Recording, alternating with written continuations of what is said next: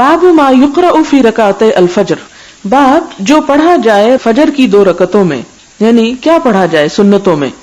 حدثنا عبد الله بن يوسف قال اخبرنا مالك عن هشام بن عروة عن ابيه عن عائشة رضي الله عنها قالت كان رسول الله صلى الله عليه وسلم يصلي بالليل 13 ركعة ثم يصلي اذا سمع النداء بالصبح ركعتين خفيفتين. حدیث گزر چکی ہے. مراد اس سے یہ ہے کہ فجر کی سنتوں میں چھوٹی صورتیں پڑھنی چاہیے، جیسے ایک جگہ پر آتا ہے قل یا ایھا الکافرون پہلی میں اور دوسری میں قل هو الله احد.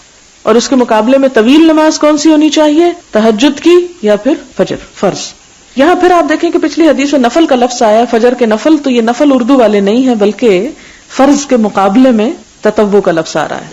حدثنا محمد بن بشار قال حدثنا محمد بن جعفر حدثنا شعبة عن محمد بن عبد الرحمن عن عمته أمرة عن عائشة رضي الله عنها قالت كان النبي صلى الله عليه وسلم وحدثنا أحمد بن يونس قال حدثنا زهير قال حدثنا يحيى هو ابن سعيد عن محمد بن عبد الرحمن عن عمرة عن عائشة رضي الله عنها قالت كان النبي صلى الله عليه وسلم کہ نبی صلی اللہ علیہ وسلم یخفف الرکعتین ہلکی پڑھتے تھے 2 رکعتیں، اللتین وہ دونوں جو قبل صلاۃ الصبح صبح کی نماز سے پہلے ہوا کرتی تھیں، حتی انی لاقول یہاں تک کہ میں کہتی هل قرأ بأم الکتاب کہ آپ نے سورۃ فاتحہ پڑھی ہے.